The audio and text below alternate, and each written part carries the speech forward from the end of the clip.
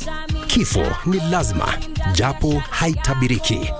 Pata bima ya matanga ili kuepuka wasiwasi wa michango isiyo na maana unapompoteza mpendwa wako. Bima hii husimamia gharama zinazohusiana na matanga. Pata bima ili kuhakikisha yote yatakuwa sawa.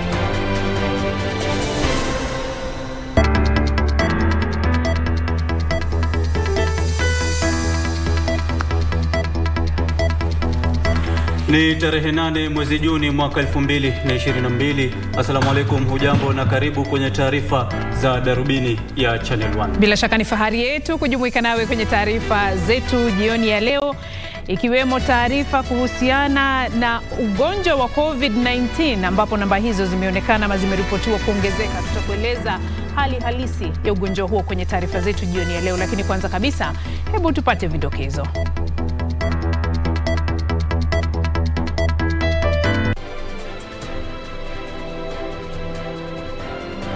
Maambukizi ya COVID-19 yazidi kuongezeka humu nchini.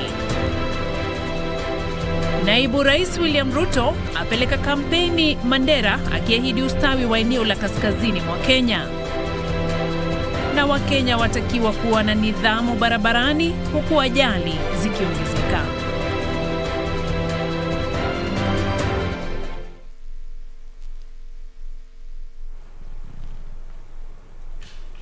Karibu mtazamaji kwa taarifa hizo na nyinginezo hapa kwenye meza hii ya Darubini ya Channel 1. Mimi naitwa Beatrice Gatonye na mimi naitwa Ahmed Juma. Bhalo, mwenzetu lugha ishara ni Lucy Mwaura.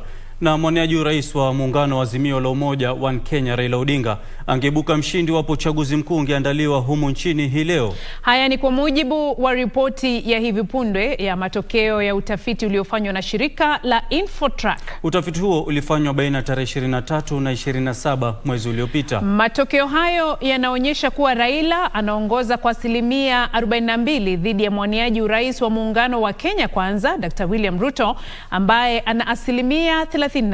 Wakenya ambao hawajafanya uamuzi wa mwaniaji watakayempigia kura ni 20%. Umaarufu wa mwaniaji urais wa muungano wa Kenya Kwanza Daktari William Ruto umepungua kutoka 42% tarehe 9 mwezi uliopita kwa mujibu wa matokeo hivi punde ya utafiti uliofanywa na shirika la Infotrack. Umaarufu wa Dr. Ruto kwa sasa ni 38%, huku umaarufu wa Raila Odinga ukipanda hadi 42%. Ruto has gone down, so his percentage is now at 38%. This probably tells us that the decision on running mate has worked to the disadvantage of one party, but has not significantly, as would have been expected yet, incrementally increased the popularity of another party. So Raila has maintained at 42%, which means that he's now leading, and Ruto has gone down from 42% to 38%.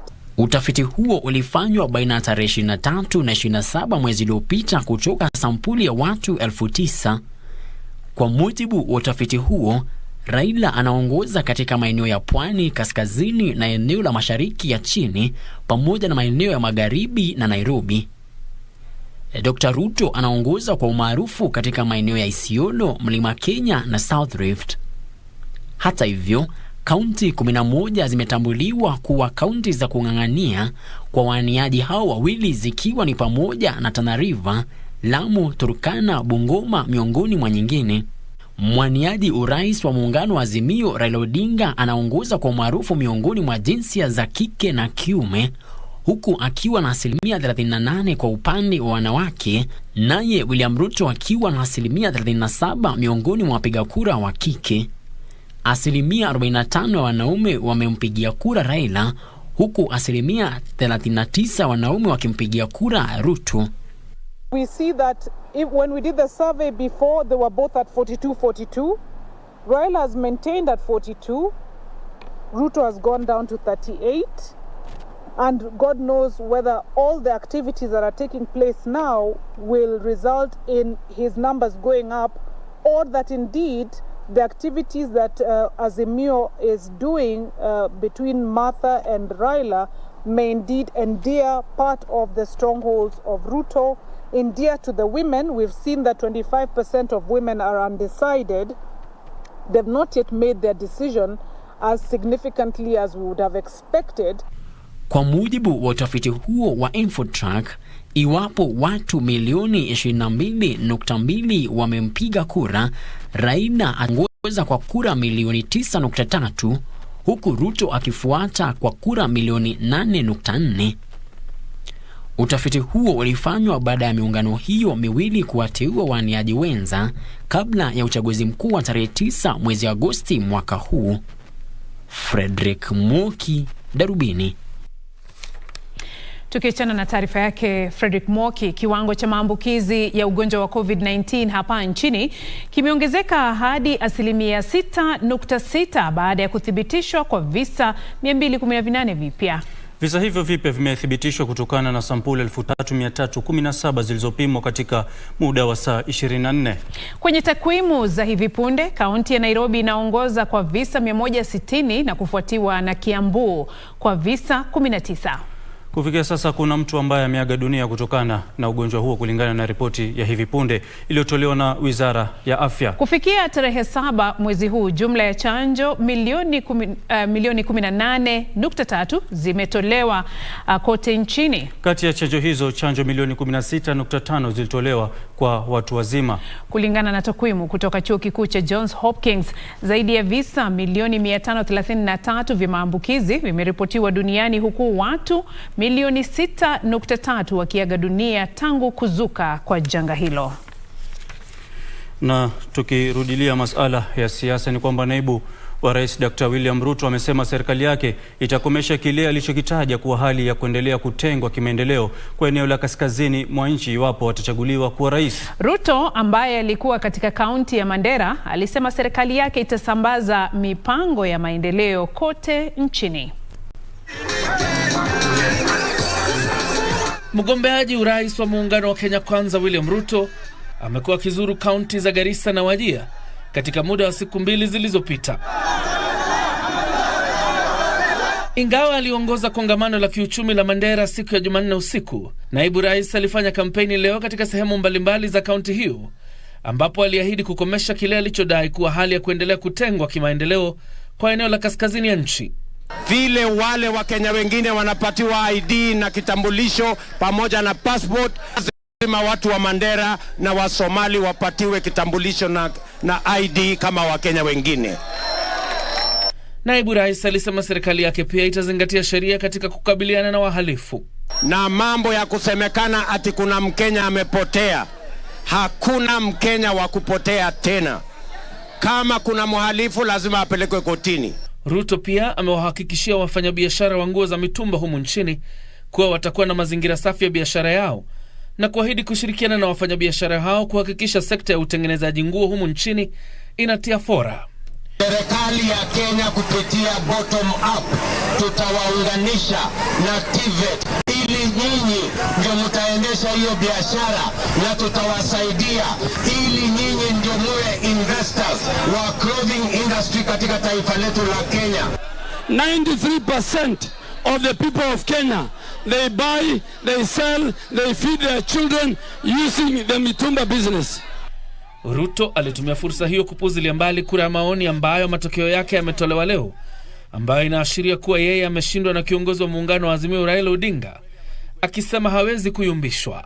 Hawa watu tumewashinda na njia zote, tumewashinda na mpango, tumewashinda na sera, hawana chochote. Tutawashinda asubuhi na mapema tarehe 9 mwezi wa 8. John Jacob Kuria, Darubini. Na waziri wa usalama wa kitaifa Dr. Fred Matiang'i amekariri kujitolea kwa serikali kudhibiti uhalifu wa kimtandao kufuatia ongezeko la matumizi yasiyofaa ya mitandao ya kijamii. Akiongea kwenye uzinduzi wa mkakati kuhusu usalama wa mitandao wa mwaka 2022 mwaka 2026, Matiang'i alielezea matumaini kuwa mkakati huo utasaidia kukabiliana na vitisho kwenye mitandao. Tazama.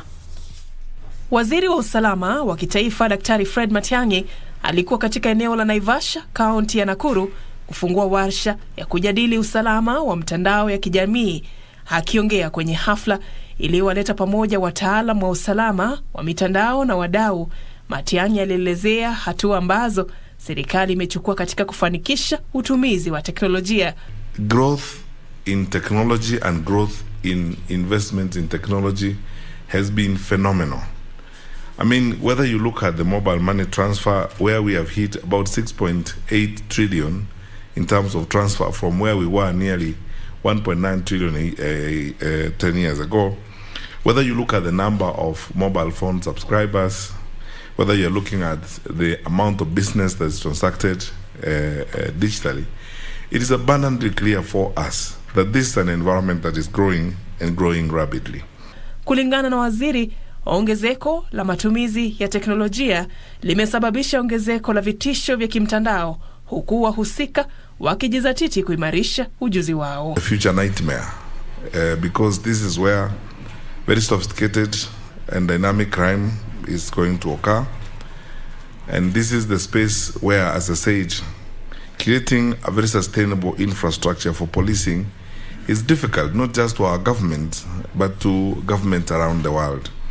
Hata hivyo, hali hiyo inatarajiwa kubadilika, huku serikali kwa ushirikiano na wadau wa sekta ya kibinafsi ukibuni mikakati ya kitaifa wa usalama wa mtandaoni kwa jina mkakati wa usalama wa mtandao wa mwaka 2022-2026. The launch of a cybersecurity strategy for our country again puts us ahead as we ought to be, and with it I am grateful that we are going to address cyber governance structures that will embrace the whole of government approach. This strategy will ensure protection and resilience of our critical information infrastructure. Warsha hiyo itatoa fursa kwa wadau kuidhinisha rasimu ya mkakati huo ambao unalenga kulinda uadilifu wa mifumo ya takwimu ya taifa hili dhidi ya wadukuaji. Nikiripotia Darubini, naitwa Safin Acheng Oma. Na taarifa hiyo inatukamilishia awamu ya kwanza ya taarifa hizi za Darubini ya Channel 1. Kwa sasa tuelekee kwenye mapumziko, tukirejea ni taarifa zaidi. Mtazamaji, usiende mbali.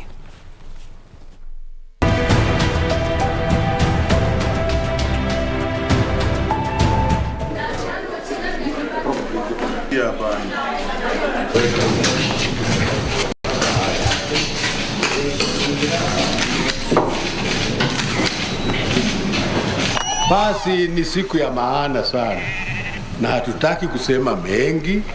Tunataka kila mtu apige kura, tuende nyumbani.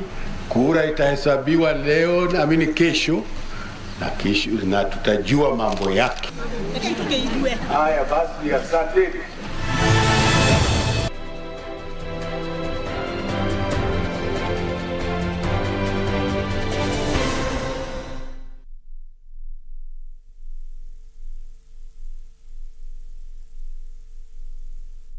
Get in touch swiftly on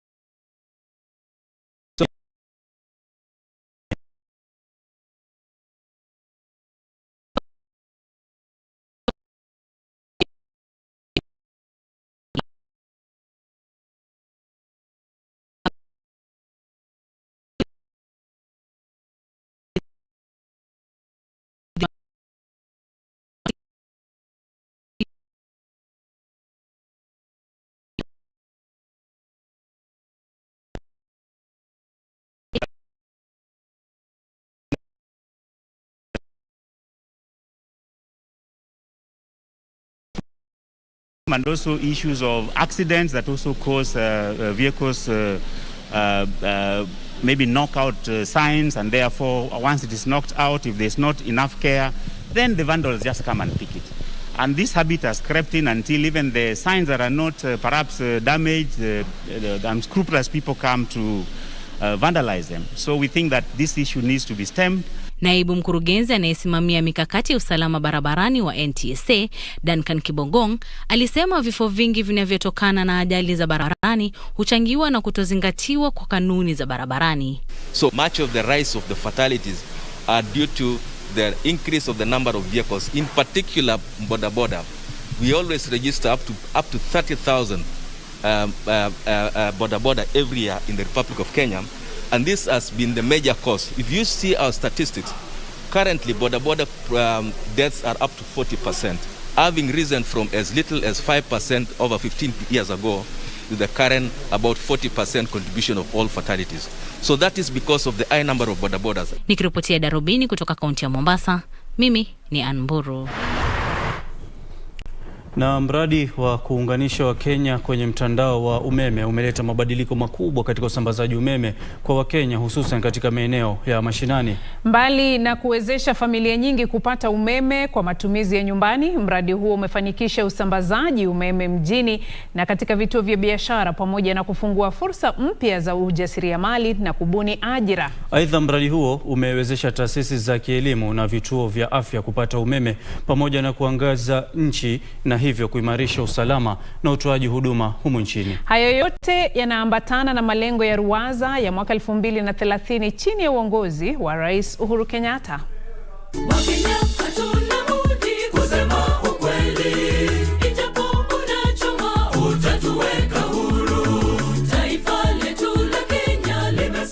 Maendeleo yanayoshuhudiwa nchini tangu Rais Uhuru Kenyatta kuchukua hatamu za uongozi yanatoa ushahidi tosha kuwa matumizi ya nishati ni muhimu katika ukuaji wa uchumi. Kabla ya mwaka 2013, Wakenya wengi walikiri kupitia changamoto si haba kutokana na ukosefu wa umeme. Tambo hauko uingie hii nyumba uipende. Cause huku juu kulikuwa kunakaa moshi, cause tulikuwa hatuna pesa ya sola. Sisi tulikuwa tunakaa maisha hivi. Sasa ikabidi tununue kale kataka natokaga 20 bob. Alafu unararua blanketi ndio unapata utambi. Kisha unaeka. Alafu na sasa unanunua mafuta ya taa unaeka.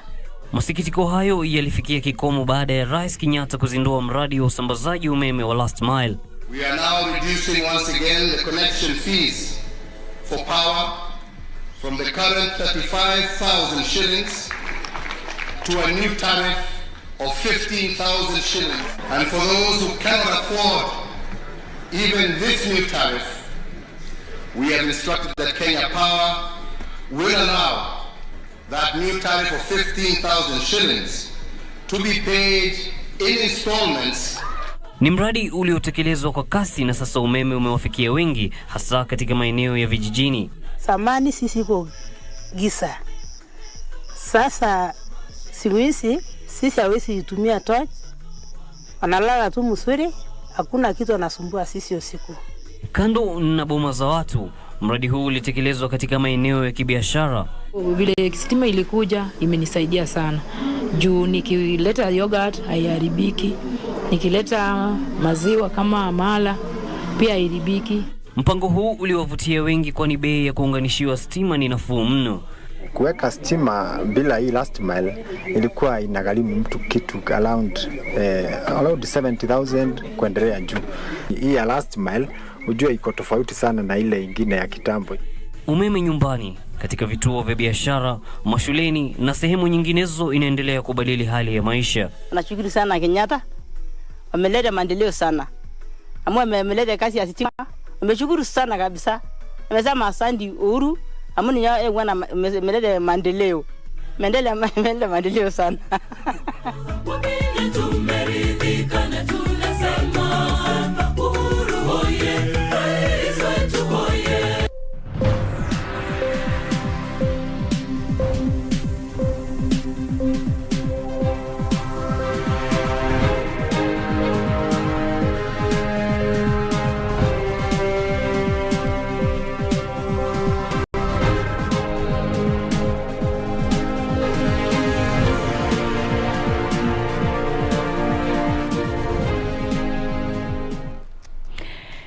Karibu sasa tuangazie za biashara. Mwenzangu Isaac Lemoka yuko upande ule mwingine kukuletea zile za spoti. Shirika la kitaifa la utunzi wa mazingira limezindua mpango wa kukusanya taka za plastiki katika shule kwa lengo la kuhifadhi mazingira. Mpango huo wa kudumu unaoongozwa na kampuni ya Nestle unanuiwa kubadili mbinu za utekelezaji biashara na kuleta mabadiliko yenye manufaa kwa mazingira. Taarifa kamili ni kwenye mseto wa biashara. Athari za mabadiliko ya hali ya hewa husababisha hasara za kijamii na kiuchumi za kati ya 3 na 4 katika pato jumla la kitaifa kila mwaka na kutatiza juhudi za maendeleo.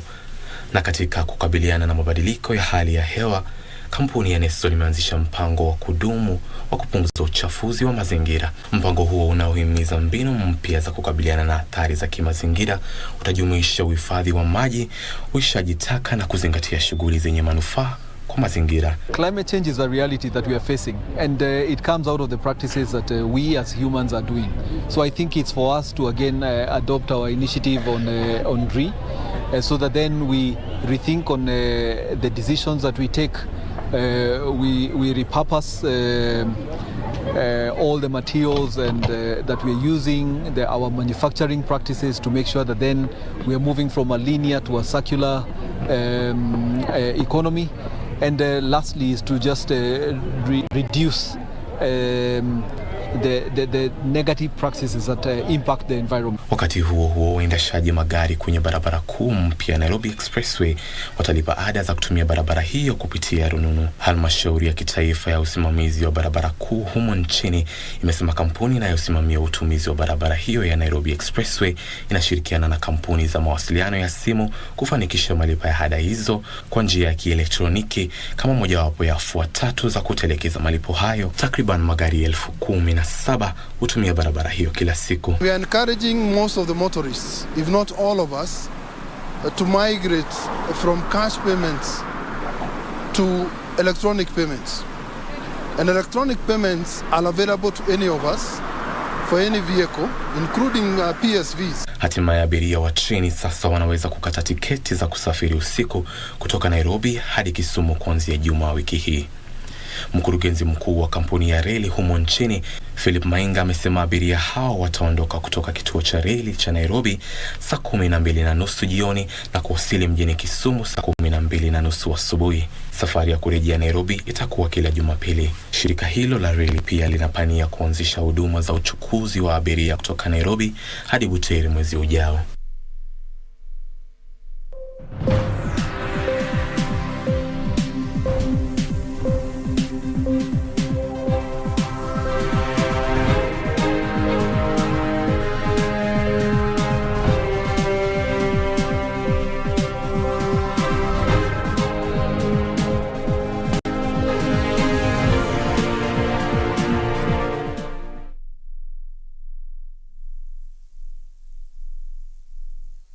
Top sports attractions on KBC Channel 1. In July, Kenya Morans face off against the DRC, Egypt and Senegal in the FIBA Basketball World Cup African Qualifiers in Alexandria, Egypt from 1st to 3rd of July 2022.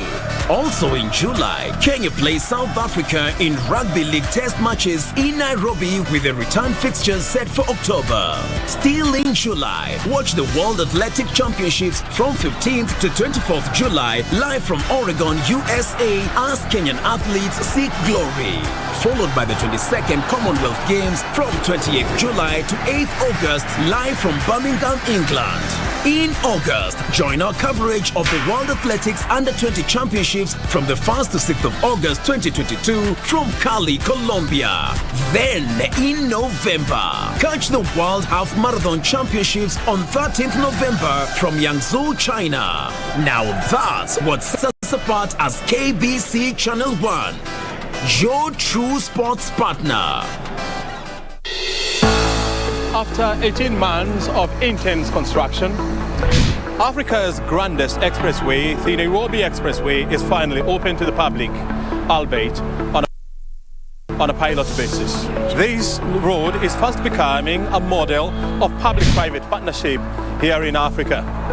But what do we know yet about this expressway since it was opened to the public on the 14th of May 2022?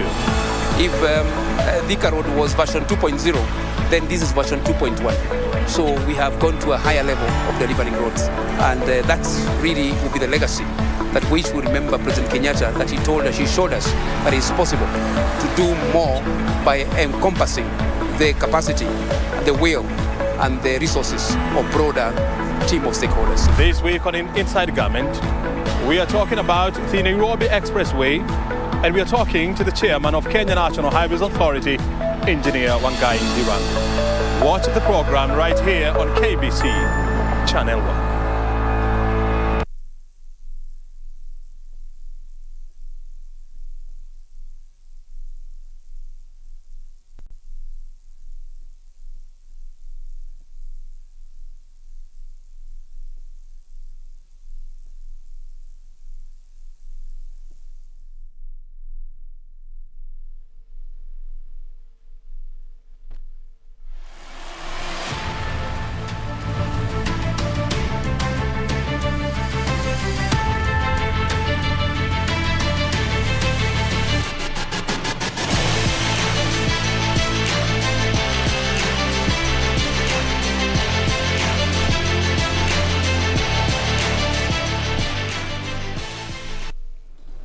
Na bila shaka mtazamaji, ni muda wako wa kudodosa viwanjani. Karibu katika Darubini Michezo. Mimi ni @I Lemoka, lakini kumbuka ni wakati wa uchaguzi, kipindi cha uchaguzi, na mambo mengi sana yanatokea.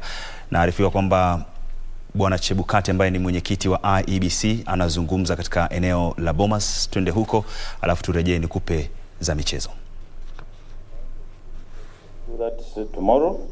However, due to the implementation of these preliminary audit findings on the register, the Commission has decided to address the findings prior to certifying the register for publication on or before the 20th of June this year. The Commission is scheduled to receive the final audit report from KPMG by 16th of June this year, and there will be a stakeholder engagement on the final register of voters on the 17th of June 2022. So that's a brief statement from us on the status of the register of voters. I have here with me the commissioners and also the team from KPMG, led by Gerald Kasimu, the team leader. Gerald, would you like to say anything?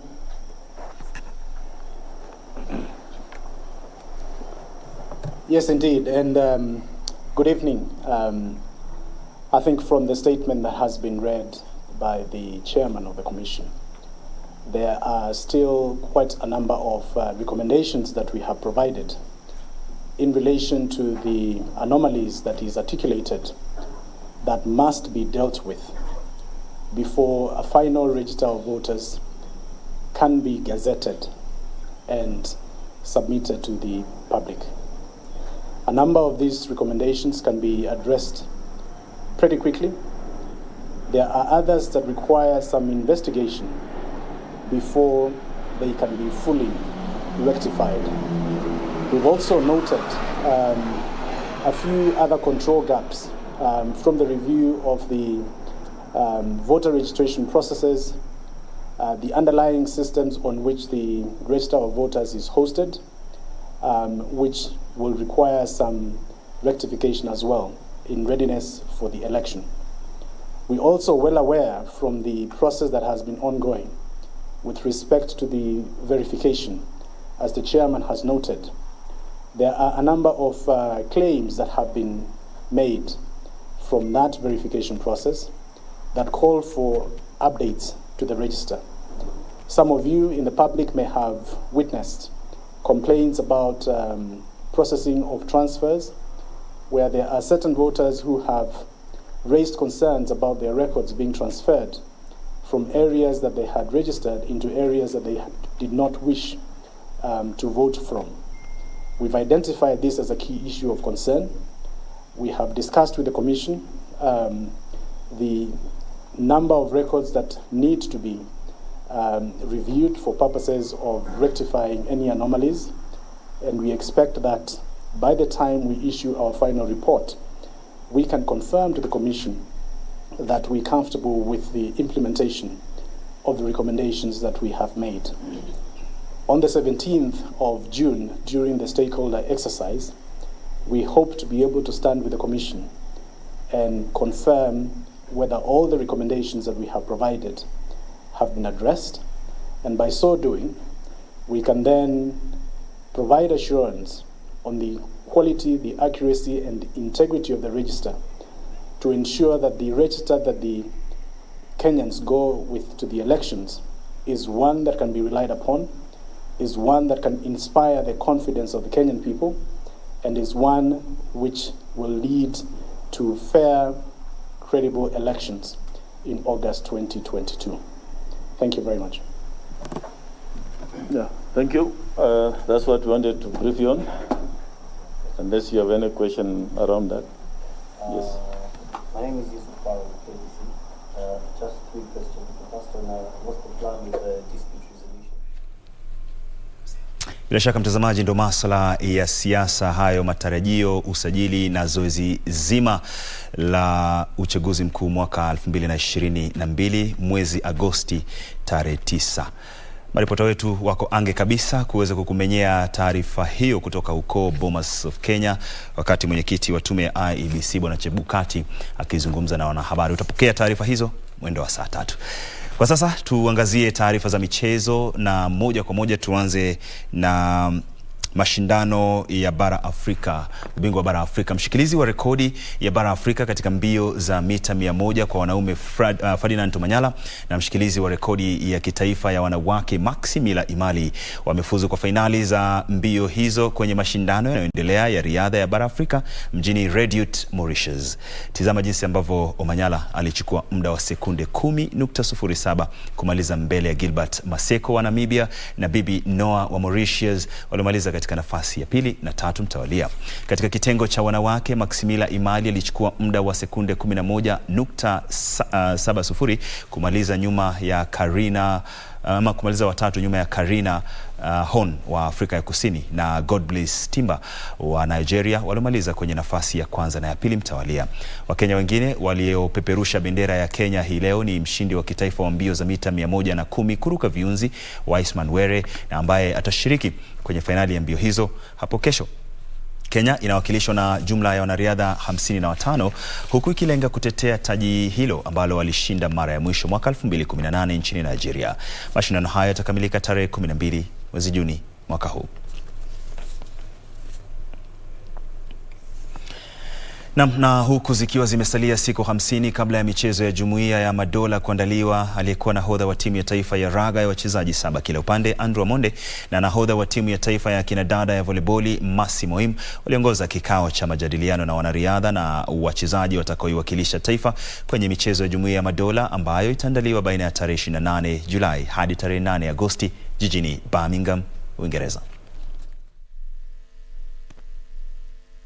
Mazungumzo hayo yaliyoandaliwa na kamati ya Olimpiki nchini yalinuia kuwapa mawaidha wanariadha kuhusu utumiaji vyema mapato, masuala ya kijamii na kujiepusha na utumizi wa dawa zilizoharamishwa michezoni. Among some of the top athletes, and your preparation will count a lot. What you do back home, what you are going to do 50 days to the Commonwealth Games will count a lot as an athlete. It's for long term investment kwa sababu at the end of the day hiyo career itaisha na utaenda wapi after hapo? Hizo magari zitaisha, nyumba utakuwa tu unakaa, chakula utatoa wapi ama watu utapelekaje shule? So hiyo long term investment ni kitu poa kwa sababu ni kitu unajua iko. Kenya tayari imewafuzisha jumla ya wanariadha 123 kwa makala hayo ya 22 ya michezo hiyo ambayo Kenya imeshiriki tangu ifanye hivyo mara ya kwanza wakati wa makala ya mwaka wa 1954. Kikosi cha Kenya kimekita kambi ya mazoezi katika uwanja wa Moi Kasarani kikijiandaa kwa mashindano hayo ambayo huyashirikisha mataifa yaliyotawaliwa na Uingereza. An educative session from people who've been in the platform before, people who've gone for the matches before, the big tournaments of course, And coming from them, I think it's a good gesture that the young players at least understand now how things work and how you're supposed to handle yourself better. Kenya itawakilishwa katika fani kadhaa kwenye michezo hiyo, miongoni mwao miereka, judo, magongo, ndondi, tenisi ya meza na mpira wa kikapu. Na mtazamaji, muda ndo hatuna, lakini taarifa lukuki tunazo. Dakika 35 baada ya saa 1 tunafika mwisho wa Darubini Michezo. Asante sana kwa muda wako na kurudisha kwa Beatrice Gatonye, hali kadhalika Juma Bhalo. Mimi ni Lemoka na nimetoka. Asante Lemoka kwa taarifa hizo za spoti. Hapo ndipo tunafikia mwisho wa Darubini ya Channel 1 mtazamaji. Hivi leo hatutakuwa na darasa letu la lugha ishara, lakini majaliwa wakati mwingine. Bila shaka mtazamaji, hakuna kilichokuwa na mwanzo kikakosa mwisho, na hapo ndio tunatamatisha taarifa hizi za Darubini ya Channel 1. Inshallah akiridhia Maulana tukutane hapo kesho. Mimi naitwa Bhalo. Assalamu alaikum. Na mimi naitwa Beatrice Gatonye Ngetichi, mtangazaji wa ishara jioni ya leo ni Lucy Mwaora. Usiku mwema.